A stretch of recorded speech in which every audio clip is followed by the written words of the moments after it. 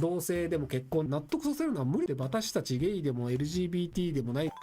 LGBT に同性婚かパックスを認めることに反対する人はどうしたら納得するんでしょうか。彼らの一部は LGBT がどんどん増えていったら子供を産る人がいなくなるだろうとまで思っていたりするようです。本当に納得しない人は今のままでも不具合がないから変える必要がないっていう論理なので、納得させるのは無理だと思います。自分は必要ないと思っていることをなぜやらなければいけないの？だって私たちゲイでも LGBT でもないからねっていう論理なので、納得してもらえるとか人の考え方を変えるってできるっていうことが僕間違いなんじゃないかなと思います。なので納得して理解している人たちだけで LGBT の人たちで支援団体とか作って同性でも結婚できるっていうシステムを作ったら、組織の1万人があなたの党に投票しますよってなると、泡沫政党とかであれば1万人来るんだったら全然嬉しいから、じゃあそれうちの政党の政策にしますよ、ある種政党の政策になる可能性があるんですよね。自民党の政策にはならないかもしれないんですけど、昔連立政権があって自民党が落ちて社会党と新党先駆けと日本新党みたいなつぐらいの政党で連立政権っていうのを組んだんですよ。一番議席が多かったのは自民党なんですけど、自民党が半分いかなかったんですよ。自民党の議席が 40% ぐらいで、野党側で合わせると 42% みたいな、野党全部で結託したら自民党に勝てるじゃんっていう時代があって、日本新党が俺たち別に自民党についてもいいんだよって言い出し始めたんですよ。自民党に日本新党がつくと自民党が与党になりますと。でも日本新党が野党側についたらそっちが与党になりますっていうのがあるので、最終的に日本新党っていうそんなに議席がないところが俺たちの中から総理大臣出してくれるんだったらそっちを与党にしてやるよって言って細川護熙さんが総理大臣になったんですよ。本来であれば一番議席がある自民党から総理大臣が出るのが当然のルールなんですけど、たまたま拮抗してる時にキャスティングボードを握ってしまった少数の党っていうところが、じゃあ俺の思い通りにやる方に行くわっていう可能性があるので、そこがたまたま LGBT を支持してる政党だった場合に